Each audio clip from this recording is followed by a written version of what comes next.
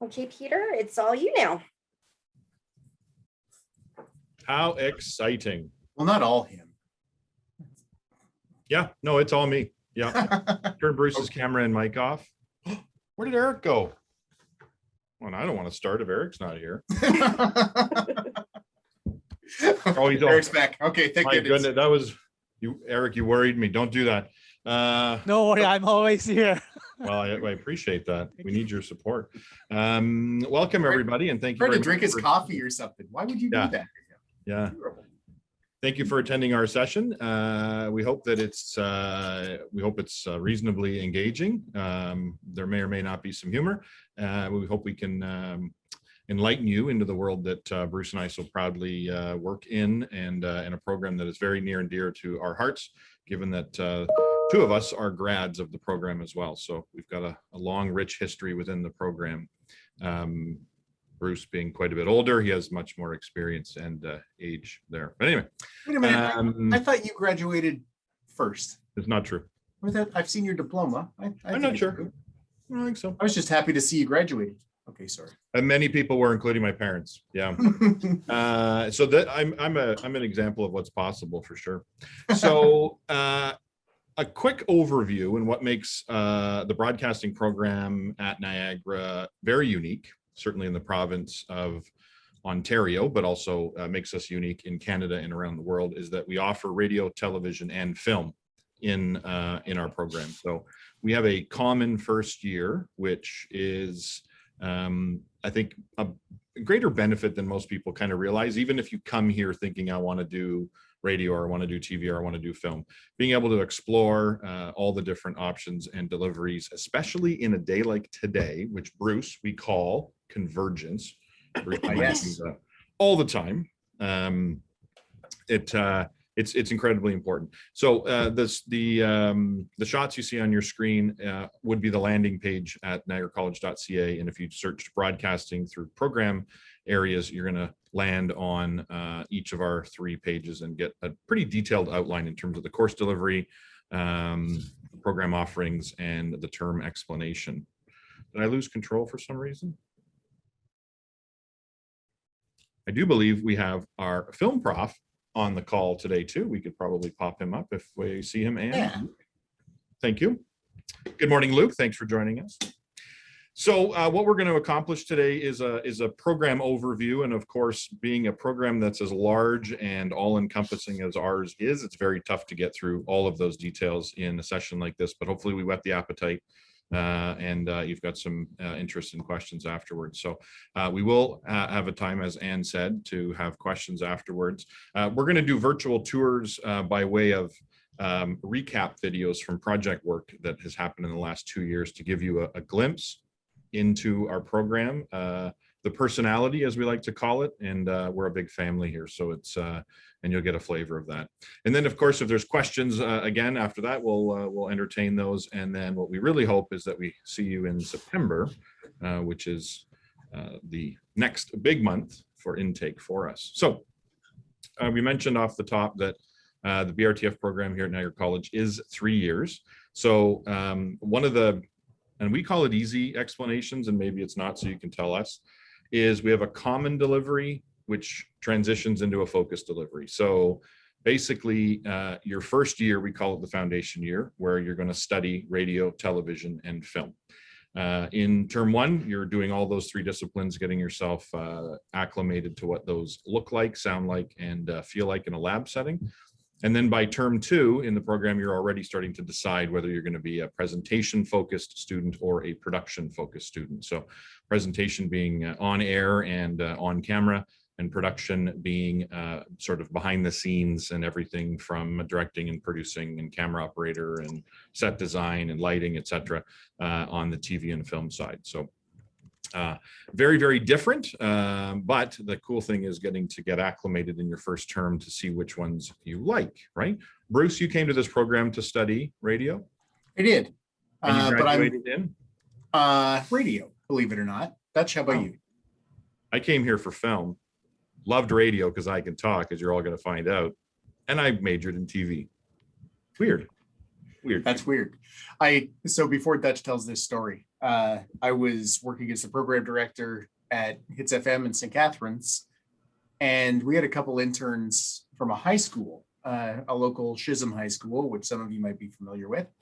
And I sent both of those high school students to Niagara College before I was working here, but just a proud grad, telling them that this was definitely the school they needed to come to for radio. And they both went on to graduate from film.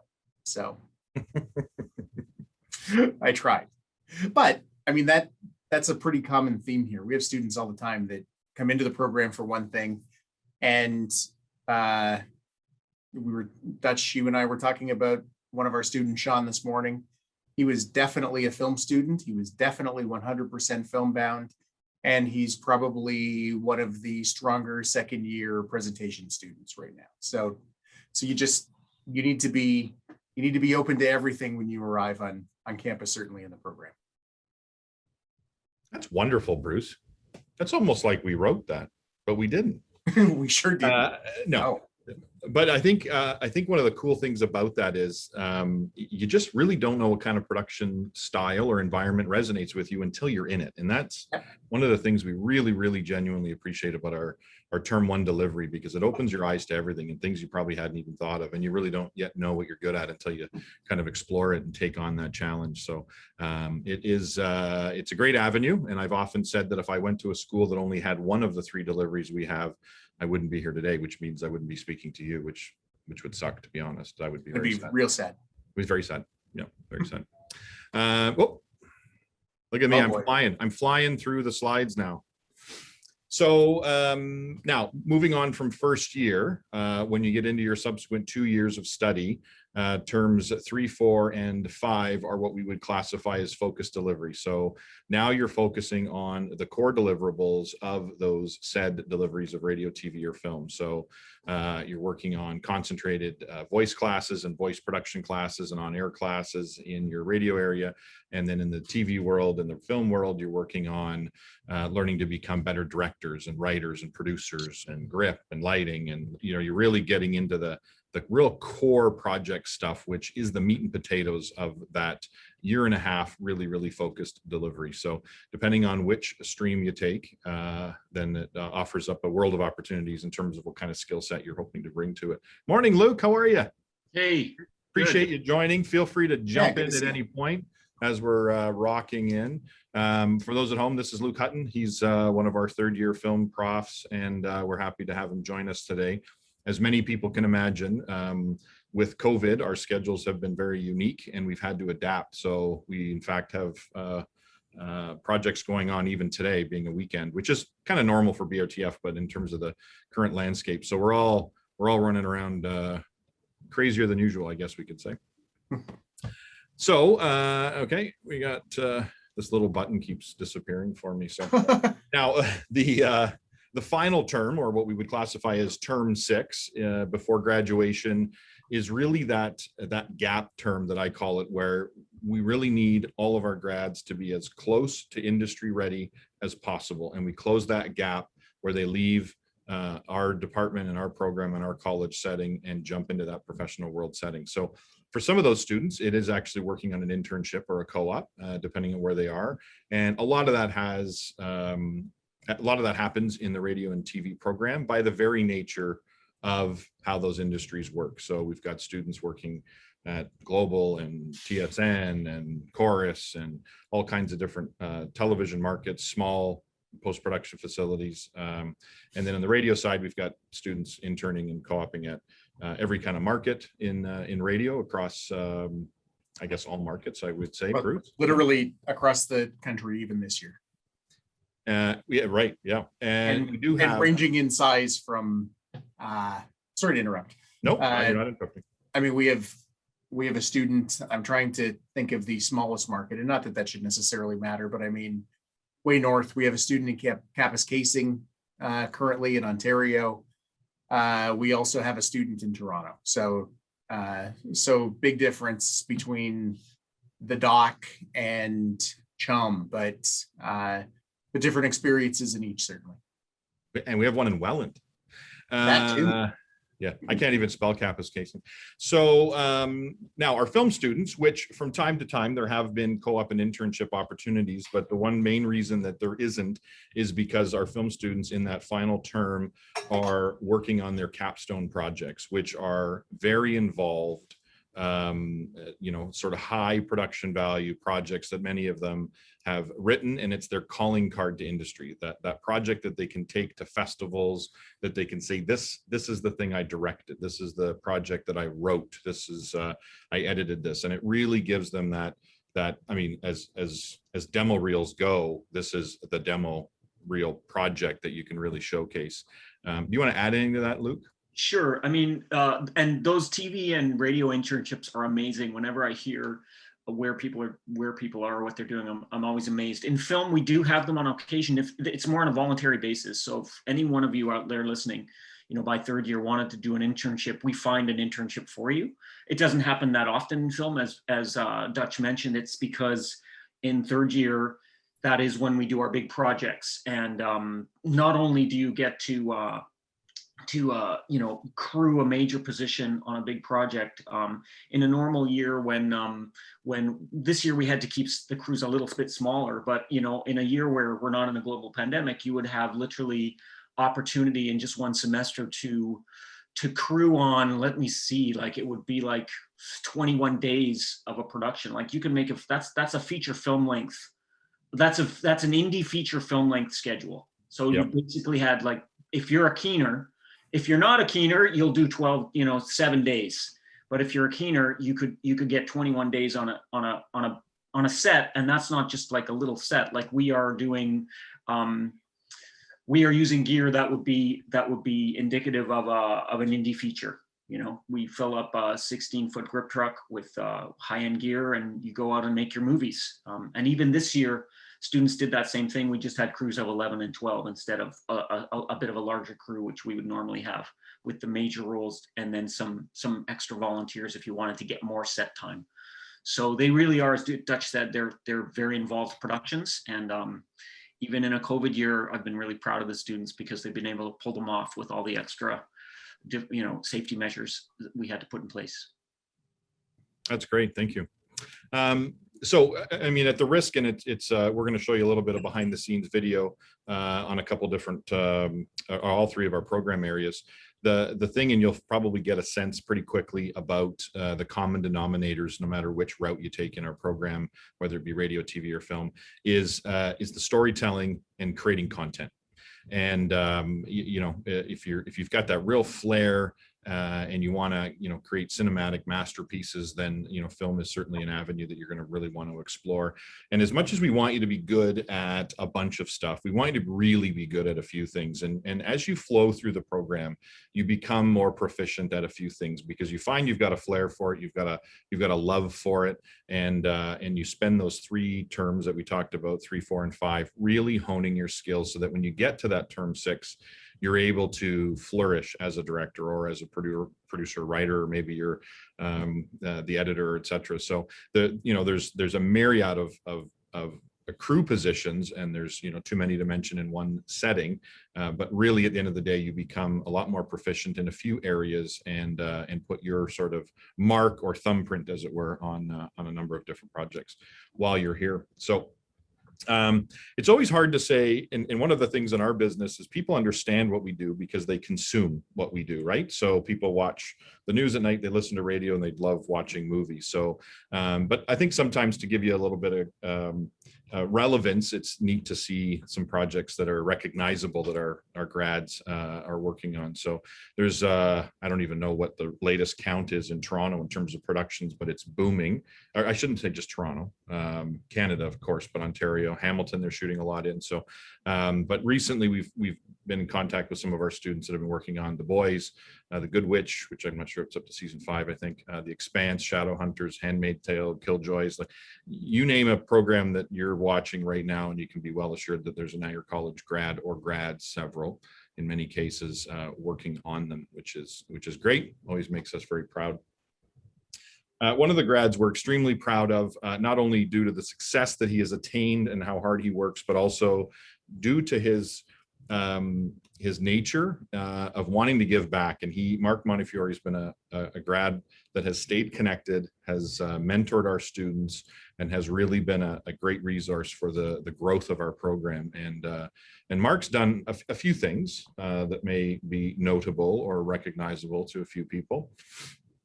Probably the one that jumps out for most people is Letterkenny. That's obviously a resounding success in Canada. Bad Blood, I would say that many people would argue that that's equally as big, but Mark's dipped his toe in feature film making as well. But as of late, he's really got into these series productions, and he's done very, very well. And I don't remember, Bruce, if you remember, how many years after he graduated, he was on the top 10 media watch list of creators in Canada. And it was it 6 years after he graduated, maybe? It's, that sounds about right. But my favorite thing about Mark is, even when he was obviously fast tracking himself to the film world, he was such a great student, such a passionate kid. And I didn't work here at the time, but I was at the radio station that he came to. He was volunteering at a radio station, almost doing internship hours while he was doing his term 6 in film at the college. So I mean, Luke, you can appreciate how busy that student is at that point. And he loved it all. He wanted everything, right? So an incredible story from all sides, for sure.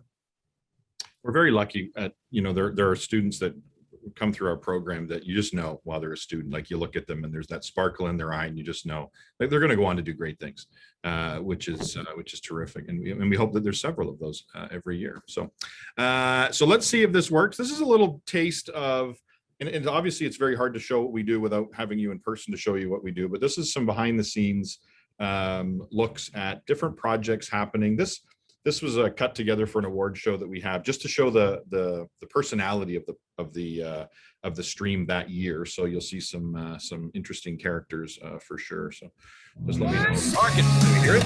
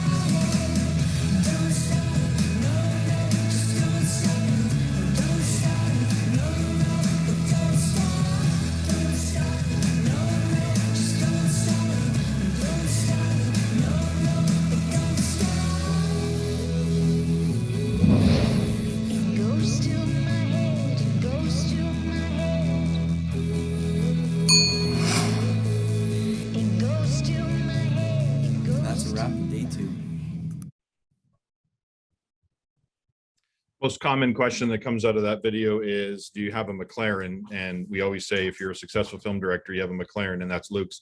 And he actually has one. He has 3. So no, I'm totally kidding. Which is good. Okay, Mr. Bruce, do you want to talk about radio? Yeah, but we don't actually have McLarens in radio. So I should mention quickly, as you'll see stuff, just, kind of keep a tally of the questions you might have, and we'll open it up at the end. We'll try to rip through as much of this as we can, and then we'll open it up for questions. So Yeah, for sure. This is in our presentation stream, and I always say this, and I have never ever thought of a better one. So if you can, please help me. We call it presentation because it's radio, and it's primarily on camera television. Having said that, it's all parts radio, and you're also shooting and editing video. So presentation doesn't necessarily tell the whole story, but that's what we got. In presentation, you'll operate a whole radio station. I always say that the Heat, crnc.ca, is like any other radio station, other than when you come into it, you do a different job every day. So we want you to be certainly well-rounded. Going into the industry now is key. You don't just want to do one job, you want to do lots of jobs. You want to be good at lots of things, and you want to be able to handle almost anything. If you haven't listened to the station before, check out crnc.ca. Brock Lewis, who is the caricature on the left, is a proud grad from, I think, 4 years ago. And Brock is kind of the model New World student. He was really quiet, and he was a really hard worker. And his passion was interviewing. He talked to 5 bands some weeks. He ran them all on a specialty show, which is something that any student in broadcasting can have on the radio station on the weekends. And Brock dug in hard. He was willing to travel to Alberta for his placement, I believe. His first full-time job was in northern BC. He kicked around out west for 3 years. Brock, as of December, landed a multi-station morning show with his partner Dolby for the Rogers Rock Radio Network here in Ontario. So if you're a K-Rock listener in Kingston, or if you're from Sudbury or North Bay or Timmins, and I know I'm forgetting one other Rogers station, forgive me, they're your morning show. And he's a talented guy who graduated, again, I think 4 years ago. Speaking of talent, Dutch. is that me? Wait a minute. No, it's Shannon. Shannon Burns. So Shannon is a grad from, I believe, the year before I got here. And Shannon is as perfect of an example of a multitasking media true personality, really. Shannon gets it. If you listen to Chum 104.5 in the evening, Shannon is your host. If you listen to iHeartRadio nights across the Virgin Network anywhere in Canada, Shannon is your host. If you're on the TikTok, is that what the kids call it, Dutch? Yeah, TikTok, I believe. Yeah. Shannon is killer. She's the queen of viral videos. And lots of people would know her just from that. But she gets it. She's as dug in a media person as you can possibly be. She's good at it. She loves it, and she understands multi-platform probably better than anyone else out there right now. I will wholeheartly agree. Although she looked funny when she played the part of Tom Price, our student athletic council president. Right. That's not a flattering picture of Tom. He's the guy with the beard that's not Shannon in all of that.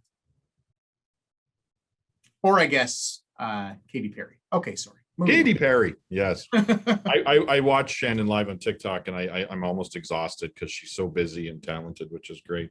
So here's a little glimpse into a little bit of the radio behind the scenes world.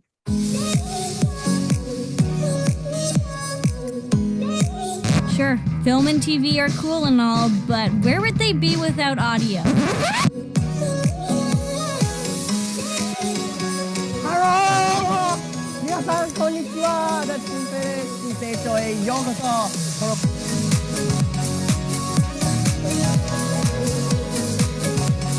Here's another hour of CRNC.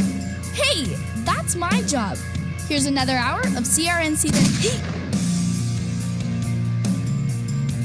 Not anymore.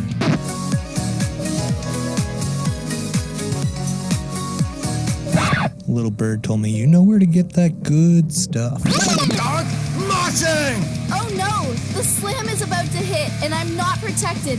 What am I gonna do? Hi, I'm James Hetfield from Metallica, and if you're scared when you're in a mosh pit and need to feel safe, try the Metal Mosh helmet for only $29.99. Scary moments for passengers on an Air Transat flight, which was forced to make an emergency landing. As of now, fire officials say they don't know the cause of the fire, but it is not being treated as suspicious. Santa Claus? Ho, ho, ho! You've been a good boy this year, haven't you? Is that for me? Yeah, go ahead and open it, kid.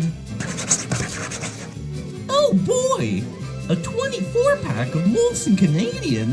Make sure that you don't party too hard. I'm Shiparachi for Inside Niagara. I don't believe it. What is that?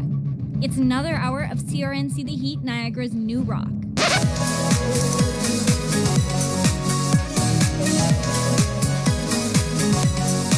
It's not a sandwich? No. A hot dog is a hot dog. It can be its own thing. Let hot dogs do hot dogs. Why has it got to be a sandwich? Why has it got to be defined by something else? For Inside Niagara. For Inside Niagara. For Inside Niagara. For Inside Niagara. I'm Al Johnson. I'm Shiparachi. I'm Olivia Palermo. I'm Anthony Gaia. There are 26 letters in the alphabet, but only 4 of them really matter. CRNC. CRNC.ca.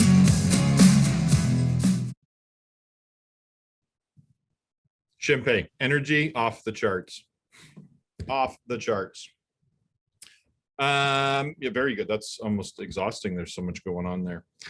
So on to television, which is an area that I proudly teach into. And as mentioned off the top, I'm a grad of our television program.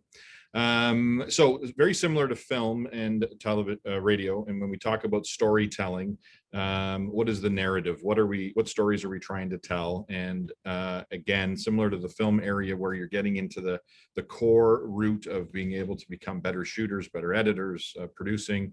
The big difference probably in the television stream is the difference between multi-camera environments, single camera environments.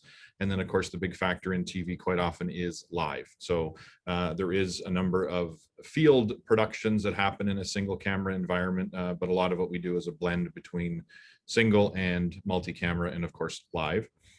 We do have a fully outfitted high definition television studio, which you'll see some shots of in a second.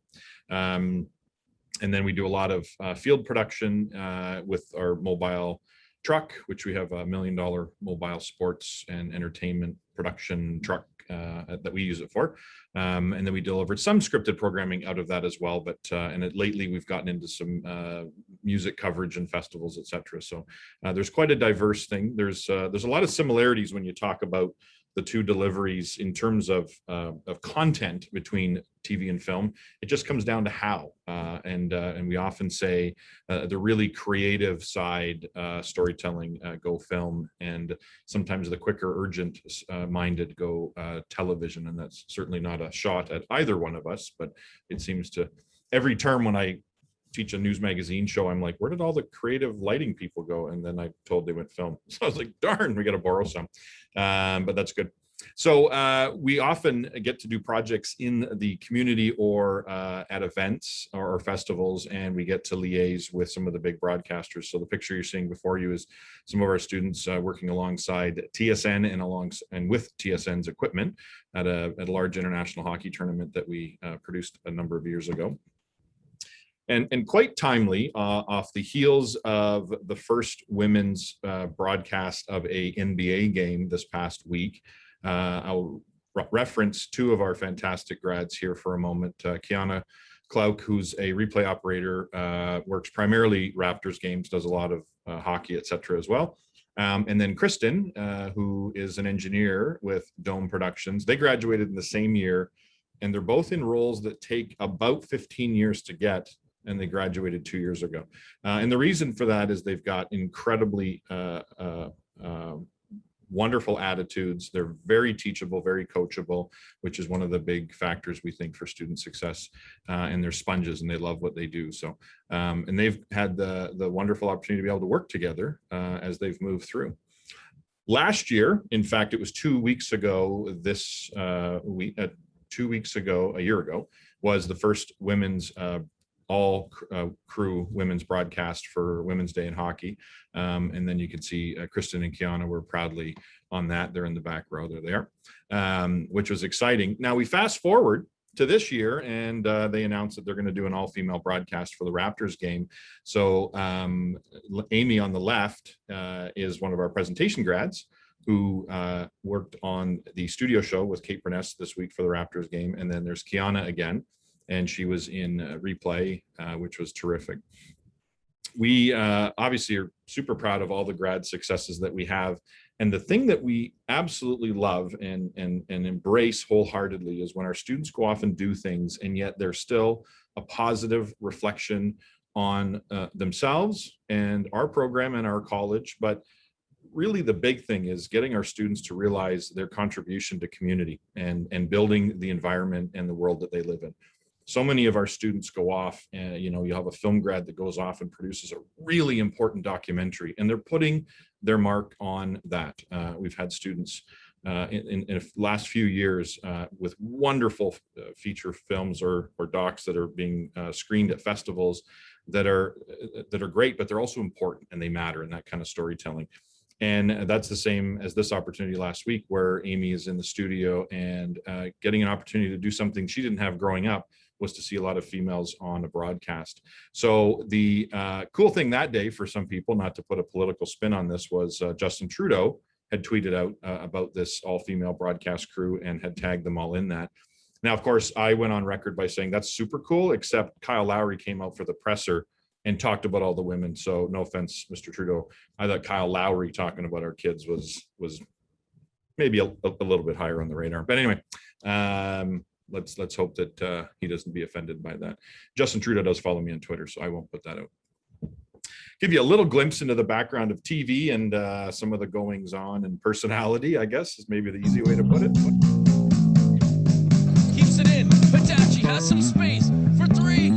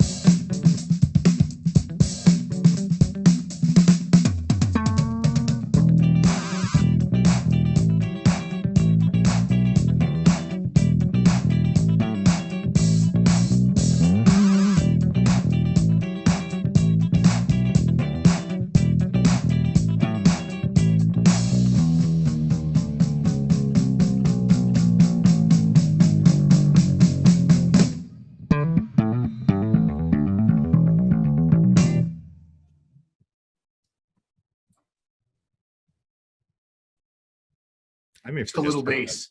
I say a little bass because it sounded like it was way just a little bass, yeah.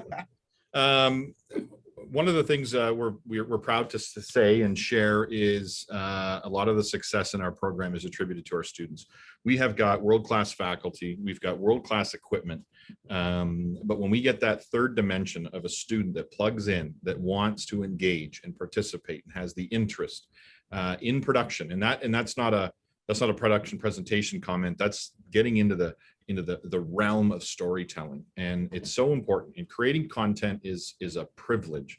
And when we get the right students that come in and just, are awe-inspired, but at the same time inquisitive and driven to succeed, it's pretty magical. And I think Luke and Bruce and myself can all attest that sometimes our job is to hold the kids back because they're just so excited and they're trying to run to the finish line, and we're just trying to keep them, focused on the task and focused on the process, which is so important in our industry or industries. But the excitement and the energy is always palpable. So the big difference, I think, in a lot of program areas, and when you do your research, and I think just seeing a little glimpse, aside from some of the personality in those videos that we shared, finding your passion has a lot to do with finding a program that fits your style and what you're hoping to get out of it. And not all of it can be referenced on, a course outline that you're going to find on a website. Sometimes you got to do some research and delve into a program area and see the kind of projects they work on.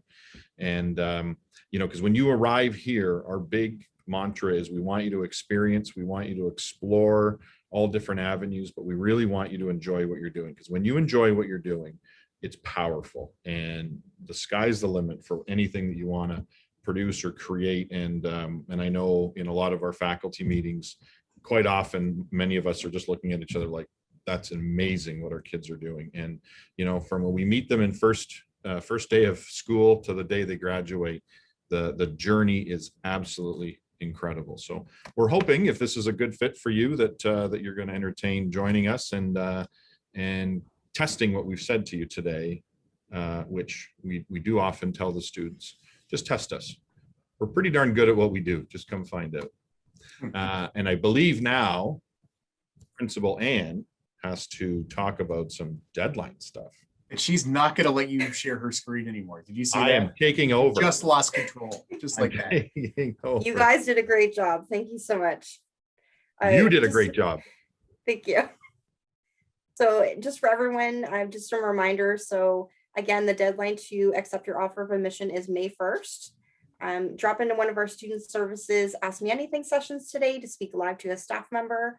And recordings of this session and all of our other sessions will be available online after the event.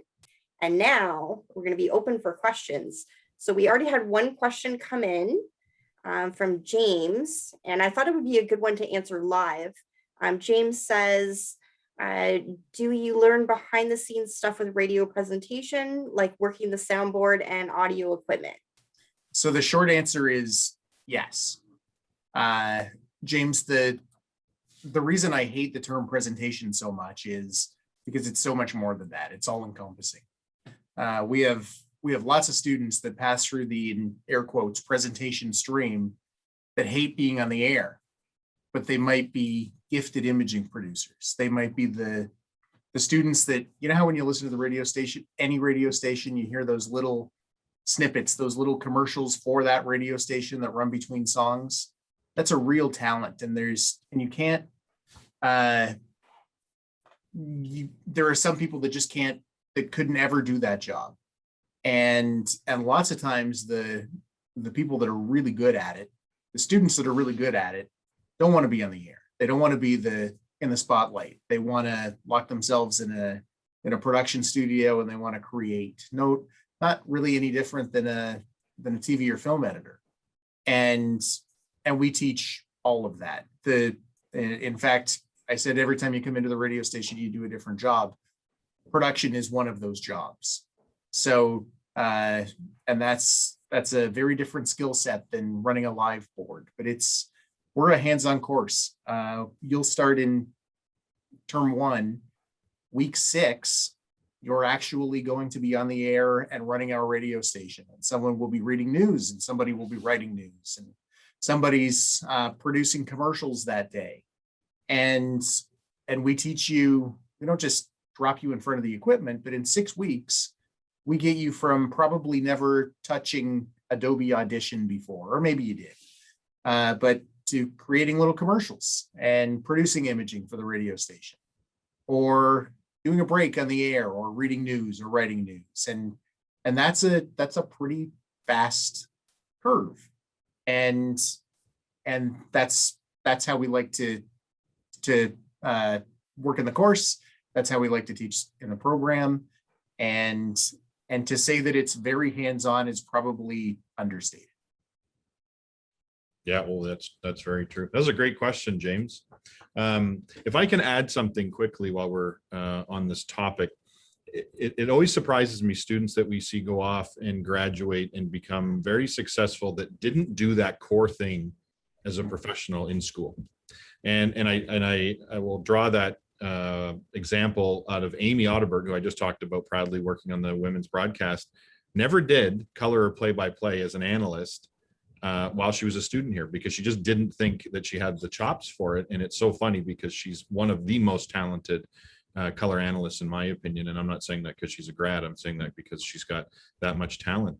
And it's so funny. And quite often we'll see that. And you know, and I'm sure Luke can have stories, or Bruce will have stories about students that were here, and once they left, they even continued to explore, which is that sort of lifelong learning aspect. So you're not, even while you're here, you're not pigeonholed into a certain role, but we do encourage you to keep your you know, your sort of field of view broad enough that there may be things that, you know, you just don't know unless you try it, right? And you know, there'll be a student in second year film right now, there's a project that they're setting up for that just may or may not know yet if they're going to be a great director, but you got to try it, right? You know, you try it here, it's so much more important in this setting in terms of the guidance, the mentorship, and the education to be able to try those different roles.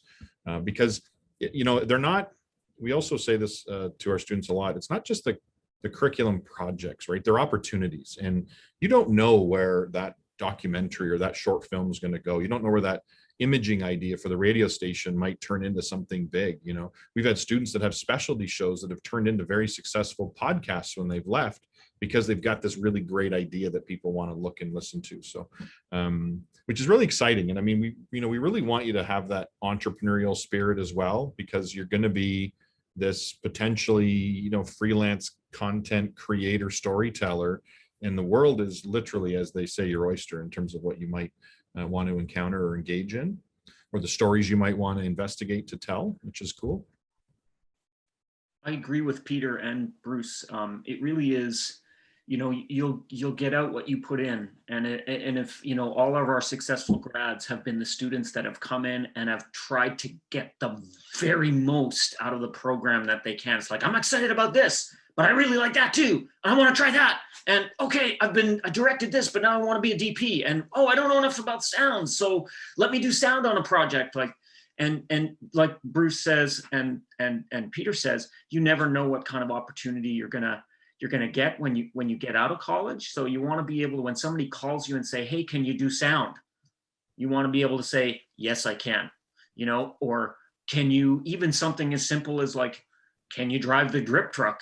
You know, yes, I can. I've done it. I volunteered for that position, even though it was a little scary. I'd never driven something like that big. And, you know, something just as simple as that, you know, I have a friend in the neighborhood who's a big commercial producer.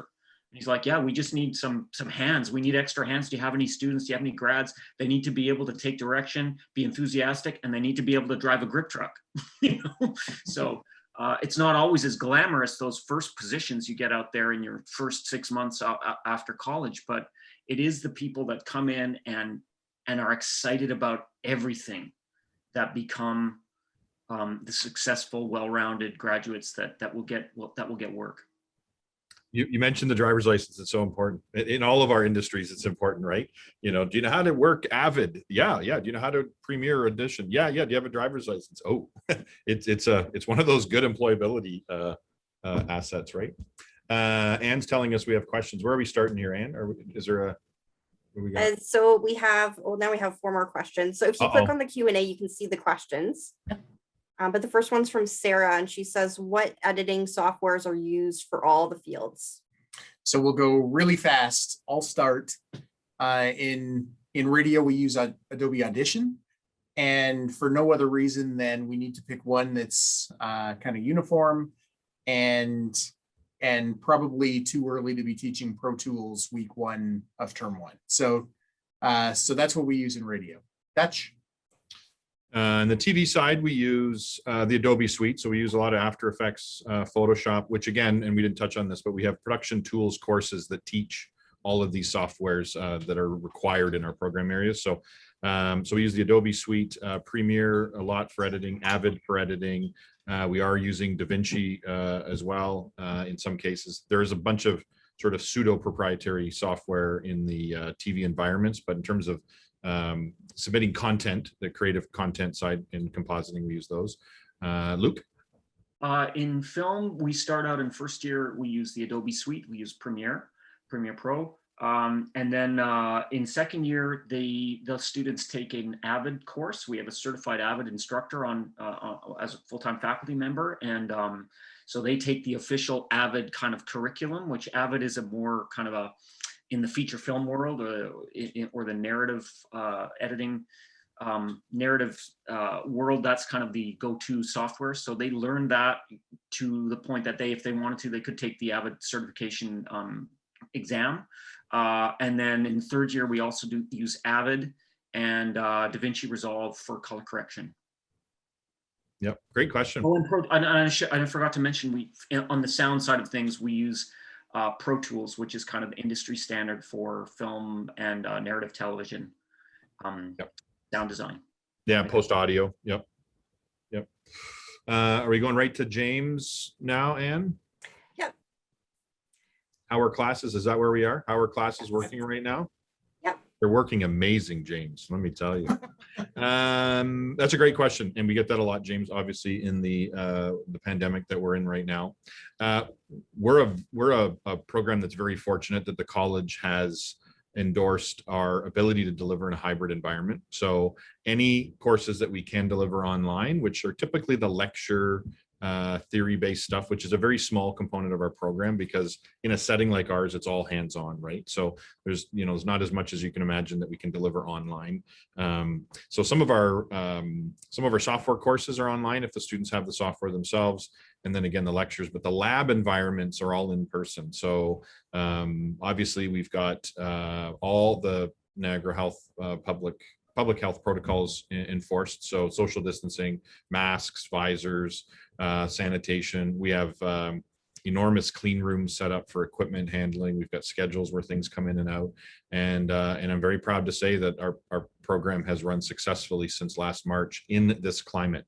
And it takes adapting. And that's the thing that a lot of our students initially were apprehensive about, but it's no different than our industry in adapting to a shift in a production schedule, a shift in an opportunity or an expectation. It's how you adapt is really what makes you the mark of a great professional. And our students have been incredibly resilient. They've been, I think I can speak for all of us, they've been very respectful of the process. And the thing that I didn't expect to find as endearing was they were more willing because they were allowed to get to do. And then they said, wow, if it means I get to come in and direct a film, then I'm not going to begrudge putting on a mask and a visor or a face shield. And I'm not, it's just one of those things. They're not, I mean, is it ideal? No, but is it possible? And are we making it work? Absolutely. Yeah, it's a soft skill that they all learned, that adaptability, that resiliency, that ability to pivot. That's something that, we don't have very many lessons on how to be adaptable, how to be able to be resilient. But these grads this year have shown such resiliency and adaptability. We're all proud. We're proud of them, the students this year, for being able to kind of quickly adapt the way the industry has. Yeah. Eric, you got to leave. Oh. Say it isn't yeah, so. I'm so sorry. Yeah, I have another section. If Eric leaves, I'm leaving. Are we ever going to carry on? Eric, we appreciate you joining us, and I just want to say this for the record while you're here as well. We have had incredible success in our program with international students. I mean, there's such an influence of culture and background that happens on both sides, and we've been tremendously lucky over the years. We've had some fantastic grads that have been international students, and we proudly love to welcome students from across the globe to engage in our program.